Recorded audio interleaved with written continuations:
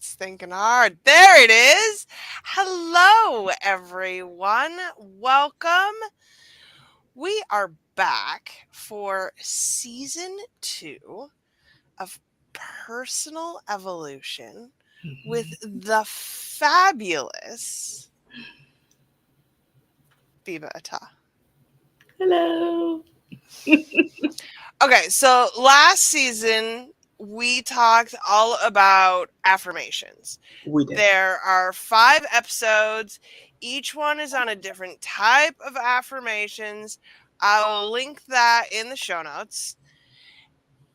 Today we are shifting gears slightly, but still in the same realm. The Mm-hmm. goal here for this show is to talk about the ways in which you can grow yourself, right? Yes. So today, and for the next 5 episodes total, Mm-hmm. I can count, it's 5 total. We're going to be talking about imposter syndrome. And I think this is going to be not the same conversation that you are used to hearing when we talk about imposter syndrome. At least I'm hoping. I think we've got imposter syndrome wrong. Yes? We do. All right. Tell us about it. Sure. So, hello, everyone. Thank you for having me back. I'm so excited for this season. So, imposter syndrome. Imposter syndrome is an commonly used term that speaks to our feeling of unworthiness, our feeling of inadequacy, despite our accolades and accomplishments and all those other things. And it is accompanied by this fear that we are going to be found out as a fraud.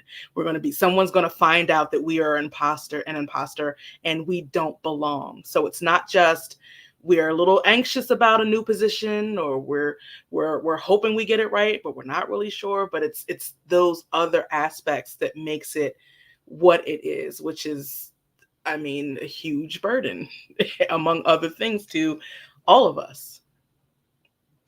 And when we talk about it, it's about releasing shame and coming to terms with that inner voice. Mm-hmm. And there's a lot of blame here. Yeah? Yeah, yeah, a lot of blame. So much that we put on ourselves in this, like we're not doing enough, we're not smart enough, we don't belong, or this isn't for us, and we shouldn't be here, we're undeserving of this position, and whatnot. But all of that is focused on us, focused on what we believe about ourselves, and it carries forward in our work and in our personal lives as well. I don't think a lot of people talk about how imposter syndrome shows up in our personal life. It looks different, but it is there. So, first of all, what have we gotten wrong about it? What we've gotten wrong about imposter syndrome is our perspective about it. I often see people talk about overcome imposter syndrome and eliminate imposter syndrome and kill it to death, and these kinds of things that people typically say. But in looking at it like that, it's like an attack or a war on it. But it is ultimately a response to ourselves, a response to our emotions. It is an explanation for a driver of our actions. And so it's a part of us. And if you look at it as this part of us has to die, that just perpetuates this whole wrongness, that or this guilt or this shame or this attack that we have on ourselves, which is counterintuitive. Like, that's not how you want to treat yourself. That's not very loving. That's not very nurturing or anything towards ourselves. And so what we're getting wrong is our perspective about it. If you are able to shift it to, this is really a part of us, that needs a bit of attention. This is a part of us that needs some love. This is a part of us that is here to show us something that we need to know about ourselves to move forward in life, then that changes how you look at it. It changes how you work with it. You're working with it as opposed to it's got to go. And so if it's got to go and it doesn't go, then again, it's perpetuating the cycle of I'm doing something wrong. It has to be me. No one else is experiencing this. This isn't normal. And then on and on and on and on. Like we don't have all day to talk about how it continues and continues, but looking at it as a part of you and seeing it in through those eyes is the idea is to make you a bit more compassionate and give yourself a bit more grace in the process of understanding it and understanding more about you. Yes.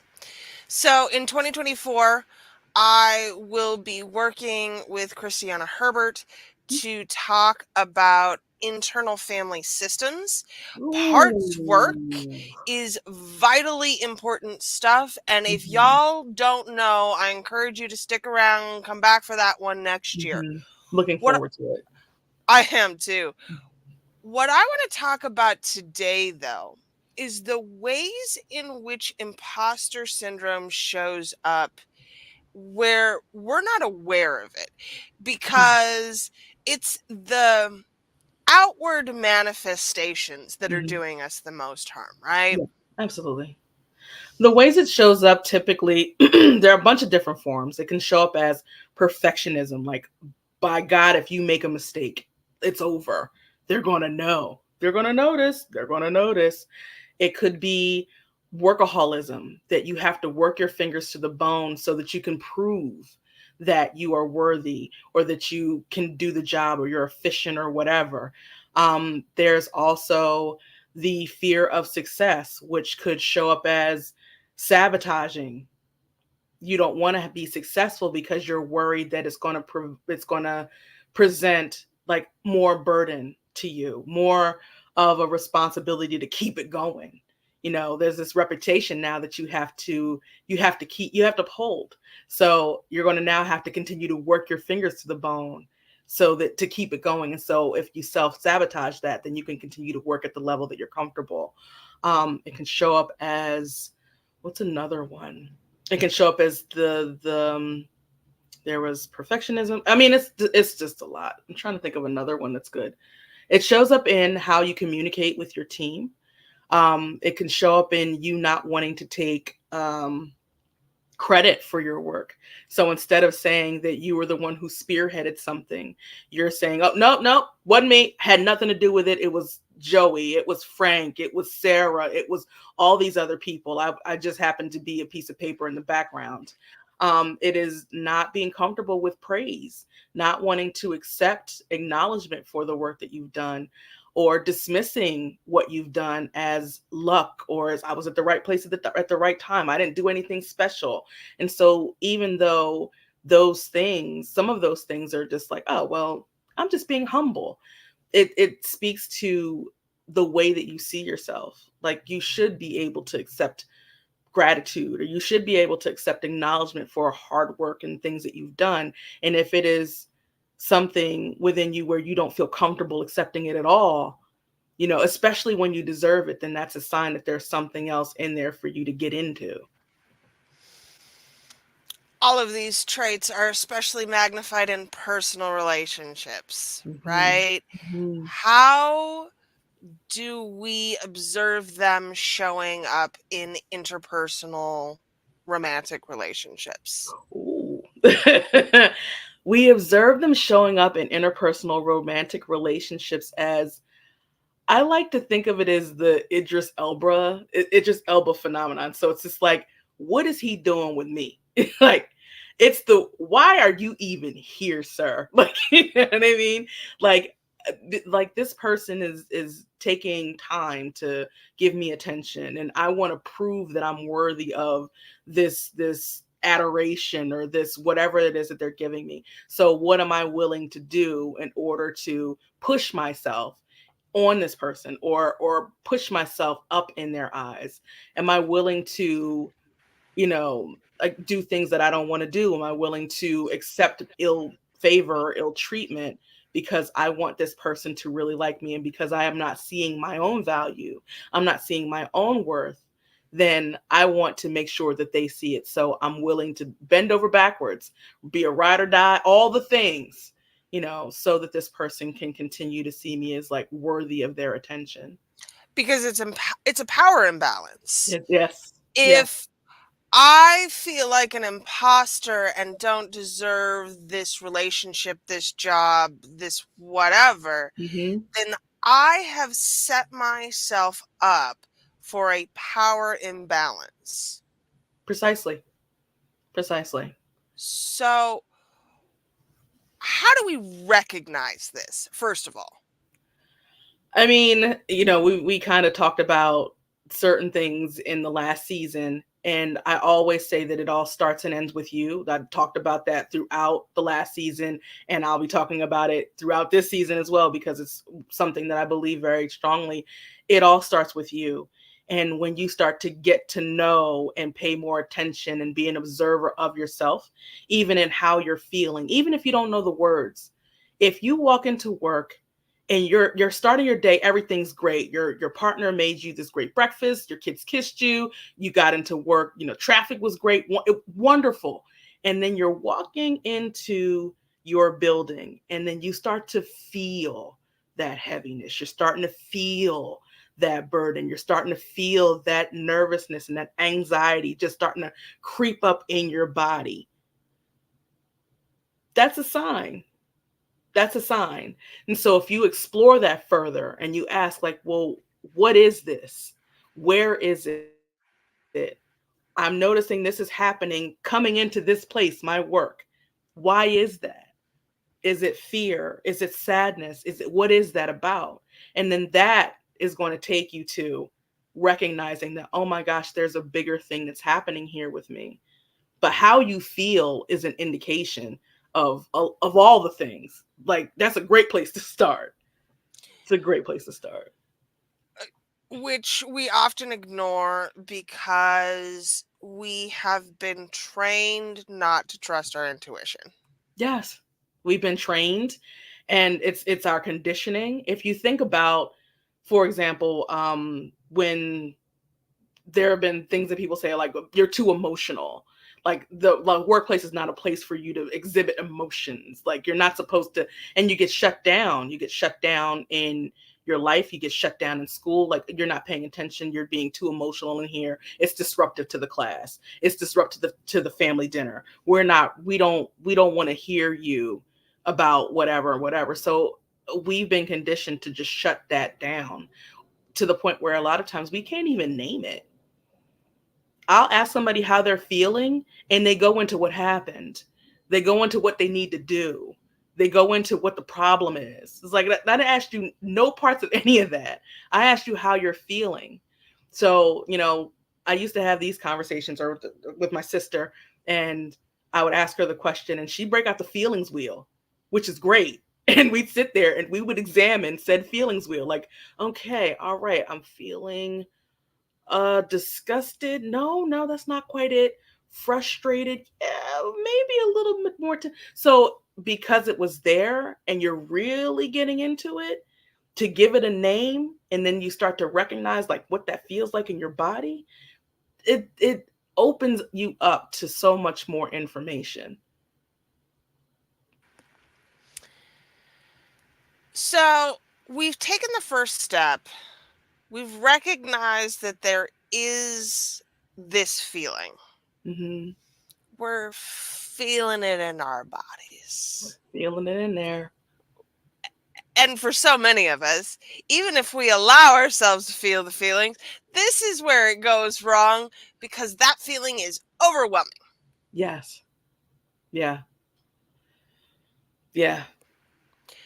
So the next step then is, past naming, what do we do to control the overwhelm? What we do to control the overwhelm is to get present. And when I say get present, the overwhelm typically is in the fear of, oh my God, what is going to happen? you're future tripping is what I like to call it. Oh, what's going to happen if I go here? What's going to happen if I really allow myself to go into the feeling? You're worried about what's going to happen in the future and you forget about where you are right now. In that moment where you are right now, all you're doing is observing. Just observing. Let me just peek up into, let me just pull out the drawers and open the closets and see what's going on. That literally is all you're doing. So if you remind yourself in this moment right here, I am simply observing. In this moment right here, I am safe. In this moment right here, I'm the future is where the future is. We not there. We're here. And just reminding yourself of that. And sometimes that could just be taking a breath, taking a couple of breaths. Sometimes that could be talking to yourself like, all right, everything's okay. It's all good. We're going to calm down. We're just going to breathe. We're just going to take a breath. Sometimes this just isn't the place and time to do that. But I'm going to come back to it because I know something is here. I'm just going to be aware something's here. And I'm going to dig into this. But I got a presentation in 20 minutes. I got a conversation with my boss in about, oops, I'm late. You know what I mean? So just reminding yourself of where you are in the moment, not the future, where you are right now. And one of the most effective tools I have ever learned here is if you are playing the what if game, go right on ahead and keep playing that game. What if I am safe right now? Mm-hmm. What if I have everything that I need right Mm-hmm. now? Mm-hmm. Because you can't future trip if you ground yourself in right now. That's right. That's right. Okay, so we're aware, Mm-hmm. we've assessed our emotions, Mm-hmm. we're taking a breath, we're being in the present. That still doesn't help me with the fact that I feel like I don't belong. The fact that I feel inferior, Mm-hmm. right? Mm-hmm. Yeah, it still doesn't do that. Mm-mm. Doesn't do that. So when you are feeling like you don't belong, when you're feeling inferior, one of the things that you can do from a place of, again, the present, you got to remind yourself who the hell you are. You got to bring it down to brass tacks. Because what you're telling yourself is, you, in your mind, in your eyes, you're not supposed to be here for all of the reasons that you have going on internally, whatever that is. But you're there. Someone or someone's made the decision. They evaluated all of these little factors. They evaluated and assessed you against all these other people they could have brought onto the position. You might have been one of 20 people that they were looking at for this role. And when people are about, they're looking at your resume, they're looking at your experience, they're looking at your education, whatever they're looking at. And they said, based on our factors, you're the one. We're giving it to you. Somebody else made, you're there because you are accomplished. You can get the job done. You do belong. You have to believe it though. If they didn't Mm-hmm. believe it, you wouldn't be there. So sometimes you got to tell yourself the truth. Like, I may feel like I'm scared that people are going to think I'm an idiot. I may feel like I don't know enough, but someone or a series of someone's beg to differ.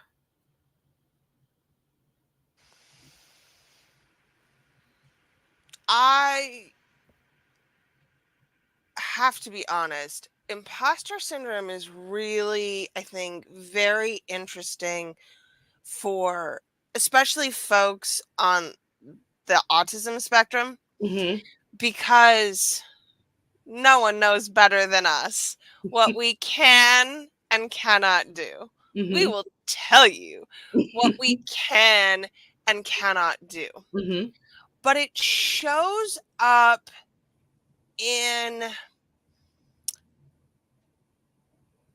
a different way in that I am always uncertain of my position in a social hierarchy. Mm. I am always uncertain of how I might be perceived. And there's nothing worse for an autistic person than being perceived. We just don't see us, ignore us. We would prefer you not perceive us at all. Mm. What do we do when we know our skills, know what we bring to the table, and are still uncertain of where we fit in those dynamics? Mm. That's a great question. In those dynamics, if you're still uncertain, then you might have to phone a friend. You might have to have some conversations with other people there to get an idea. Because if you don't know, and I mean, to be let's be all the way honest, these corporations, these places of business, they are not the end all and be all. They are not, they don't know all the things. They are not perfect. They don't have all their ducks in a row. So it more than likely it's not even you. It's not even you. It's the culture of the organization that you happen to be in. It could be the lack of communication and the leadership. So and the opportunities that they have to partner you with, say, a mentor or to train you as appropriate. I mean, a lot of them are falling down on the job for all the reasons. So well, we're starting with not blaming you, but I would phone a friend. I would ask your boss. I would ask someone in a leadership position, the people who interviewed you. If there's a committee, you might be able to talk to or do like a 360 feedback if your job even has that, where you can ask particular questions and the people who are on the committee to evaluate you, where you are, what you do, and all those other things, like they'll provide that information to you. So it's not on you to figure that out, you know. And it's not wrong that sometimes you don't know, because these companies are not all the way honest, or they don't communicate well enough like where you fit.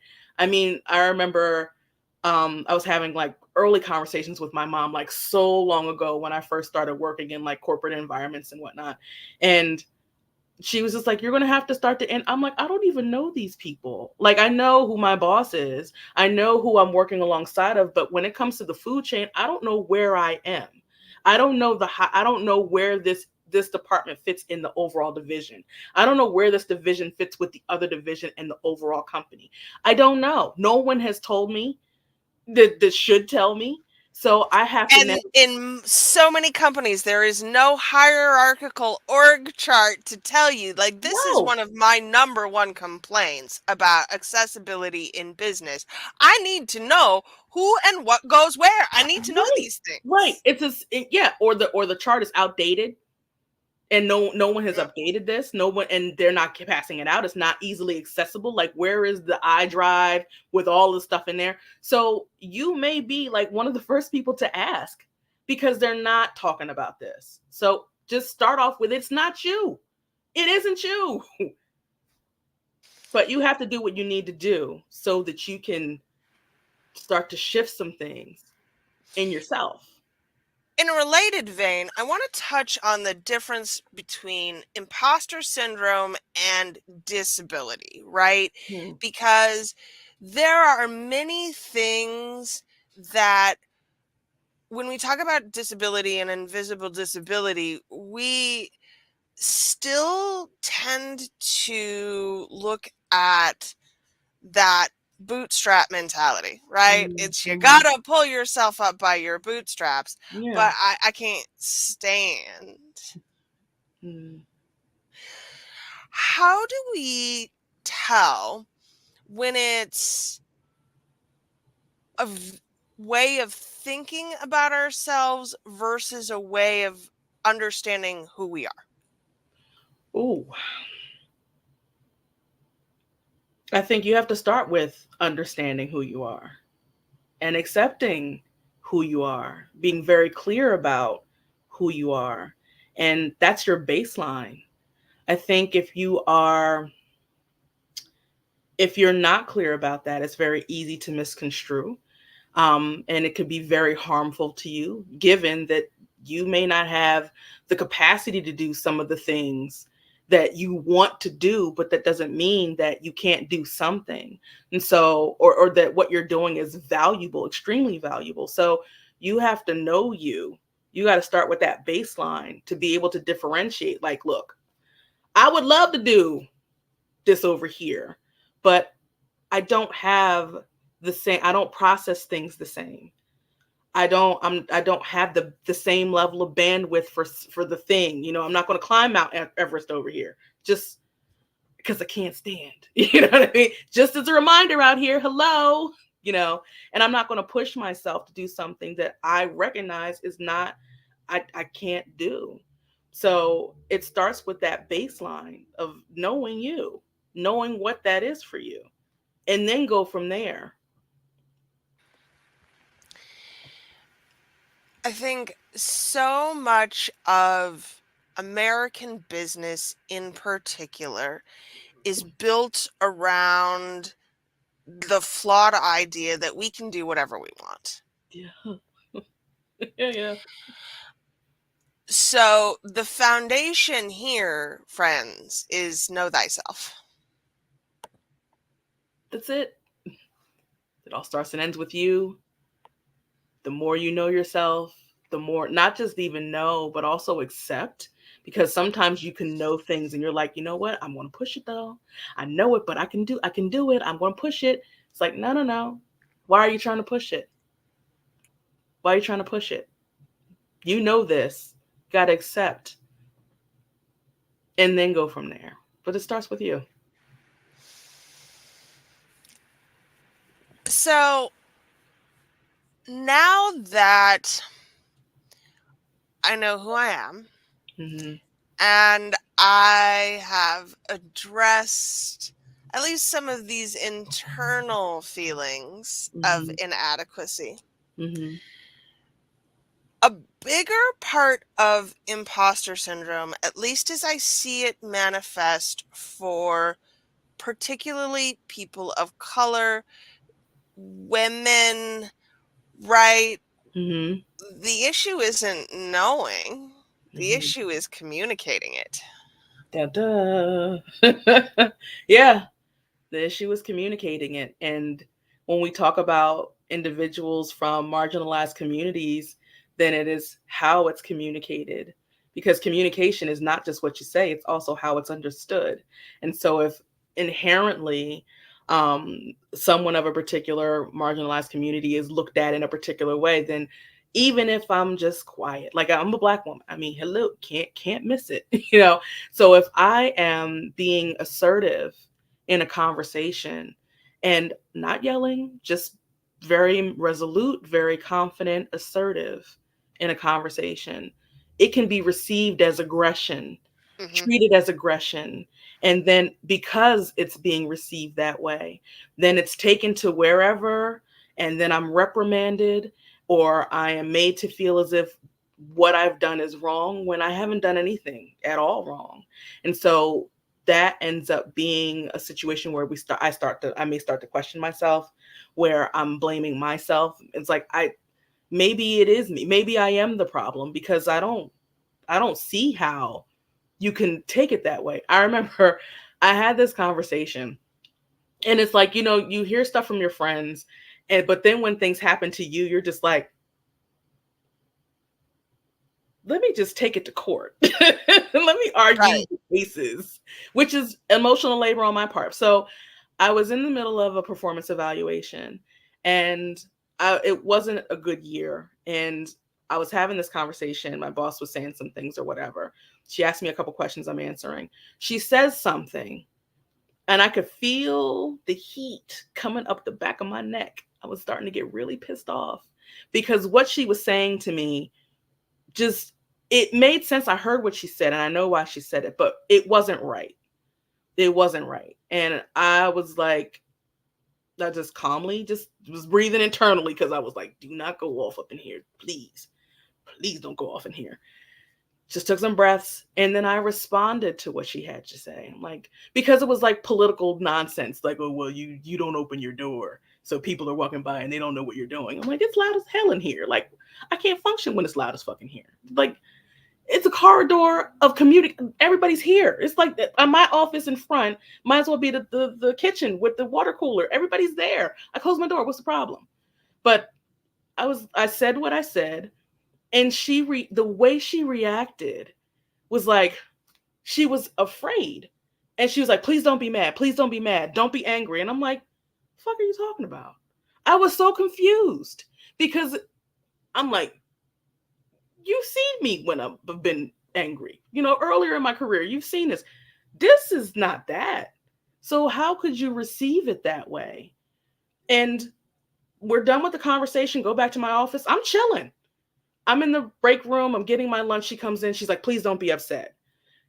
That was like 45 minutes ago. I'm still confused about this. I don't understand. So what I mean is that those in marginalized communities, people sometimes receive them different. And so when the communication has to happen, unfortunately, it's like you got to tailor the communication. And sometimes it's like you got to check within yourself, like, is this a conversation I'm willing to have? Is this a hill I want to die on? And sometimes, to our detriment, ultimately the answer is no. I don't want to rock the boat. I don't want any smoke up in here. I don't want any problems. I just want to come in here and do my work, and I'm gonna go home and I can just vent and have a couple of drinks and mind my business. But it's unfortunate. So I think the question here is, how do we evaluate the difference between imposter syndrome and an institutional problem? Ooh. Great question.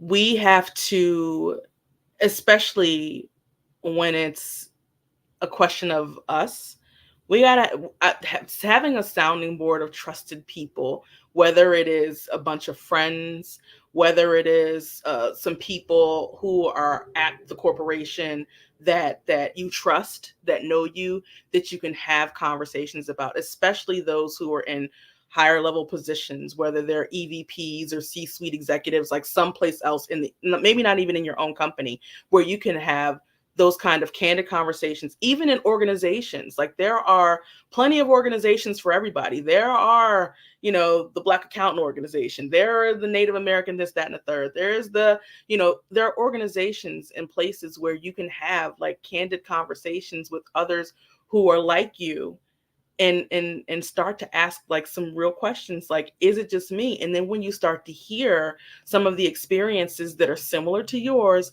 that other people are having, then you're able to put that pause button, that pause in between you making it about you, when it is systemic in the organization. It's not about you. And so it's like, you're not going to allow yourself to just accept blame and whatever, where it's not your stuff.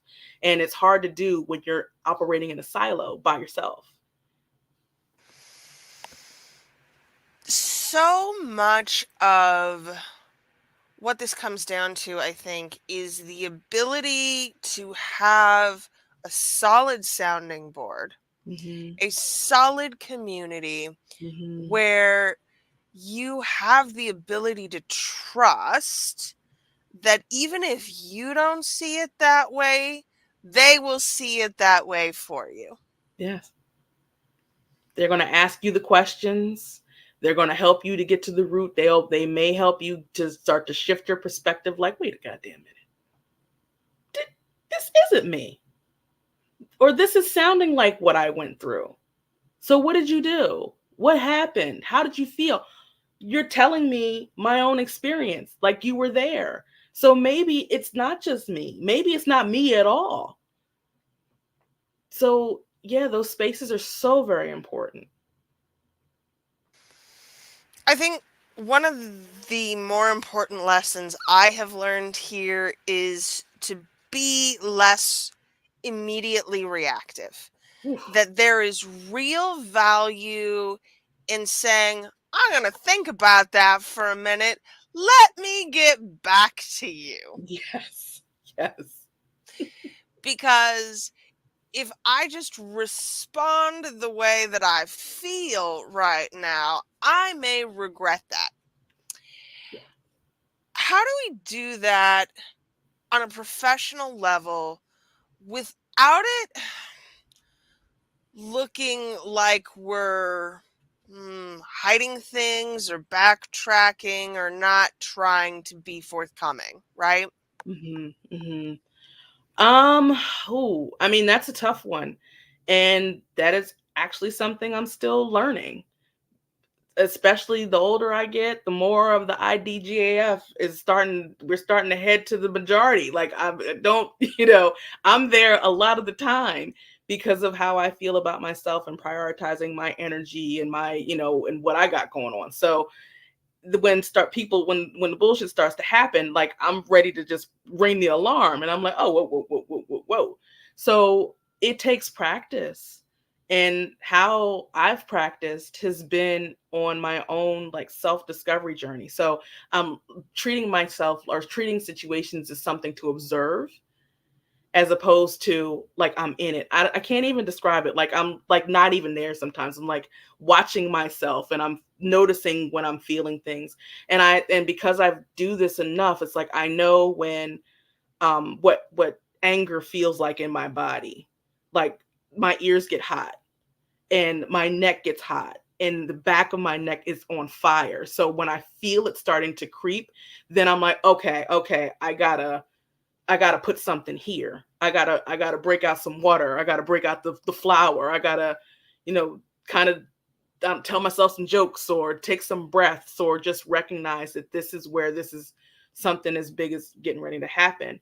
But it has taken some time to just start to do that. It's not something that just going to happen. But when you're paying more attention to yourself, when you're learning more about yourself, and just kind of sitting with some things sometimes, and starting to realize, like, again, like, what's this feel like in my body? Oh no, I'm getting upset.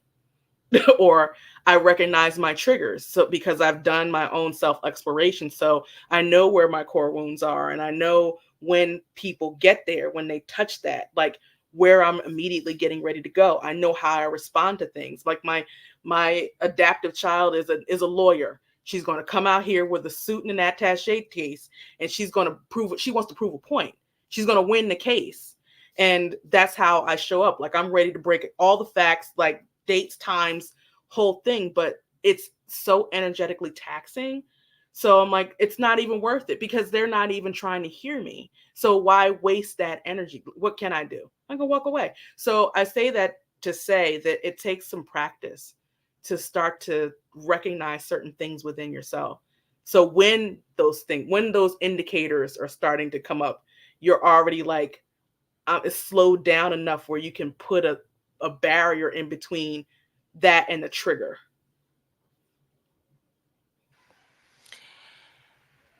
And I think part of this here becomes then recognizing my feelings of impostery versus the actual perceived view of me, Mm-hmm. right? So obviously, having the people we trust is helpful in this situation. And being able to step back and evaluate it with time gives us the ability to have some clarity Mm-hmm. around it. And also, there are a lot of places where we don't get that time. Yeah. Do you have any recommendations for what folks should do when they need to step into their authority but don't feel it? Ooh. Hmm. That's that's a great question. I remember I was watching this TED talk, and it was about the person with the power poses. And when I listened Amy to it, Cuddy, okay, delightful. yes, it was.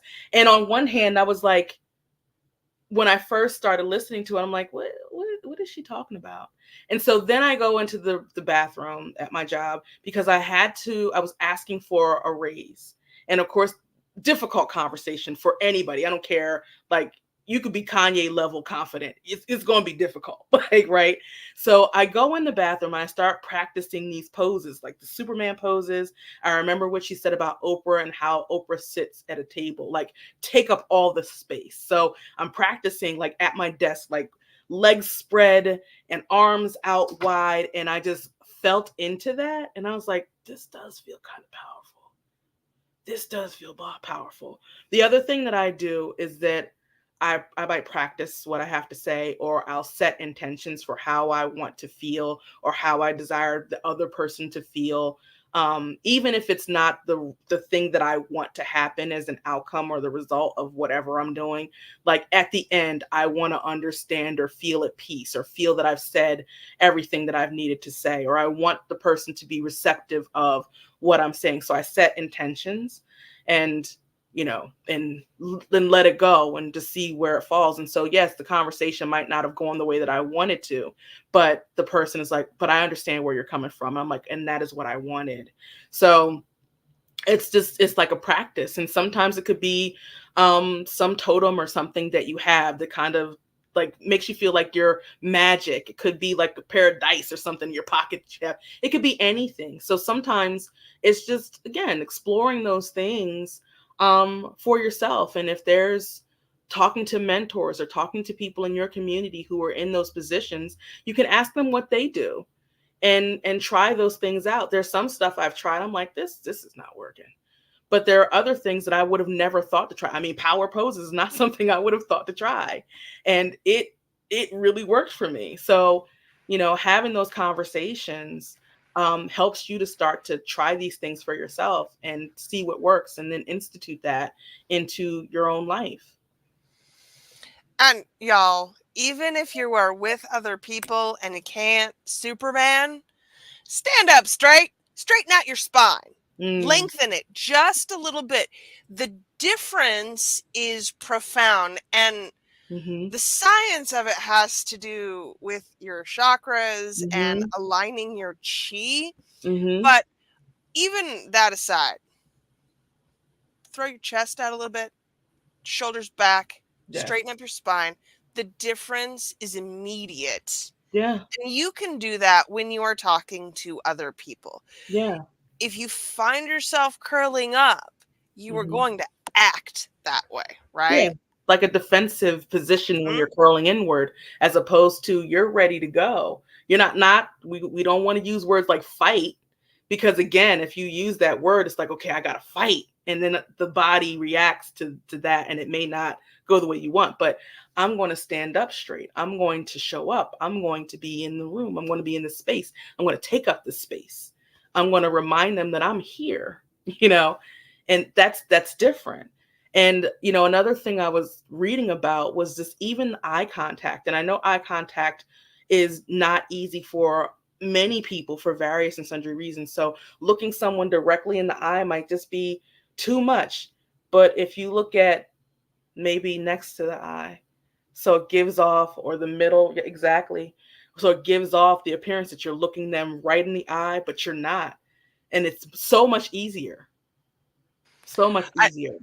I never look anyone in the eye. This is just very autistic behavior, and I Right. cannot. But that spot right there, Right I there. look at you right there in the forehead. I Yeah. can I can drill a hole through your forehead. That's fun.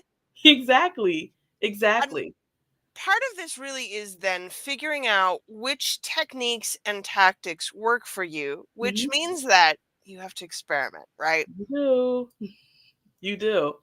It's so important. I mean, for all the things, like in how you're talking to people and in the eye contact, how you feel powerful, your own understanding of yourself, your feelings, your emotions, like where that stuff comes from. When did it happen? What did you believe? Or what did you make things mean?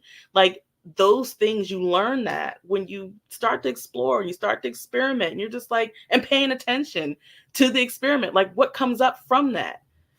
It's amazing, when you start to get more in touch with all of that stuff. And sometimes that exploration in and of itself could be difficult, but in the end, it's like now that I know this about myself, now it's not my finest out. Like, you even start to talk about it differently. Like, you may not like that you do this, but you know you do this. You're not faking it anymore. Like, this is what I do. I'm going to procrastinate. I procrastinate. It's what I do. So knowing that this is what I do and accepting that this is what I do, then what can I do when this comes on? I can phone a friend. I'm in the catalyst. I can go in there and say, hey, I really need to get this done. I've got 20 minutes. Can somebody spot me? Can somebody, I just want to be kept accountable. No problem. How's it going? Checking in, all those things. So I am going to procrastinate. It's going to be something I do for the rest of my life. And also, there are things that I have access to, tools, resources, all those things that when that happens, not if, that I can access and still get what I need to get done. Okay. So I think we've got a much greater understanding of what imposter syndrome looks like, right? Mm-hmm. How that manifests and what we have to do to break ourselves out of it. Mm-hmm. So we've got 4 more episodes. Mm-hmm. What are we talking about next time?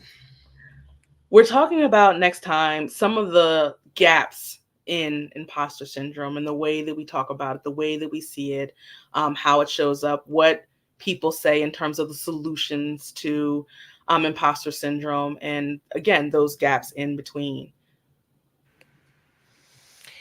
I think the more that we understand that this is less about ourselves and more about the dialogue that we have been given both externally over time and currently in our lives, Mm-hmm. the easier it is to separate ourselves from the weight of that, right? Yeah. Yeah. Because if you're continuing to, if you feel that weight, if you feel that heaviness, that burden, then it's going to hinder your performance. It's going to hinder your abilities. You're not going to be at your full potential when you're carrying the weight of the world behind you or on top of you about this stuff, which ultimately usually isn't even true. It's not even true. It's not even true. And that, I think, is the crux of it. Mm-hmm. It's not about not believing in yourself. It's about having a different conversation around who and what you are. Mm-hmm. Yeah. Okay. So next time, Next time. we will talk about what has shaped that conversation and the ways in which framing it as we have for so long is so damaging, right? Mm-hmm. Yeah. Yeah. Definitely. Okay. I think I got it. This is going to be amazing, I Biba. I know. I know. I know. All right. Liberating. Where can people find you? I'm so glad you asked. I'm so glad I asked too. You can go to my website, www.bibaatta, that's BIBAATTA.com. That's where you can find me now. Y'all, you should have heard me. Go listen to me in the first season trying to ask Biba where she can be found. And there was 5 episodes. The answer was never one time the same. So, I gotta land it, please. BibaAtta.com, y'all. Right, It's right. about time. It's about time. And in the spirit of disclosure, you are launching a program about imposter syndrome. When? Give us the I details about this. Sure. I am launching a program. It is called the Limitless Leader Mini Mind, and it is going to be launching in February, towards the end of February. And it is about the exploration piece, it is the micro experiment and the accountability and the community so that you can begin exploring more of how imposter syndrome has affected you, where the triggers are, and all that other kind of stuff. So it's going to be really magical, and I'm super super excited about it. And so you'll be hearing more about that also on my website at biba.com. Just saying, just I love it, just rolls off the tongue. Just rolls off It the tongue. does. It just rolls right off. Listen, y'all, if you're not saying it with your whole chest yet, I encourage you to come back for the next 4 weeks of this series. We're going to explore in really granular detail Mhm. what's going on here and check out the program if it feels like a good fit for you. All right, y'all. This has been amazing. Thank you for being here. Feel free to ask us any questions, leave them in the comments. We'll circle back, or you can find it on the website. So, Substack did some things, y'all. They've made it beautiful for me. It's going to be fabulous. You now have the ability to watch the video with a transcript, get the audio all in the same place. I will be leaving show notes, obviously, with website links to the previous season. And now you can comment and be a part of the conversation. It's so great. So great. So you can do that by subscribing to the Neurodiversity Media Network.com. And we are running our winter special right now. It's still half off for the rest of your life, $150 per year. We want you to be able to grow with us, with yourself, for as long as you are on this journey. So check us out. Check out Biba, and we will see y'all again next time. Thank you so much for being here. Bye, y'all.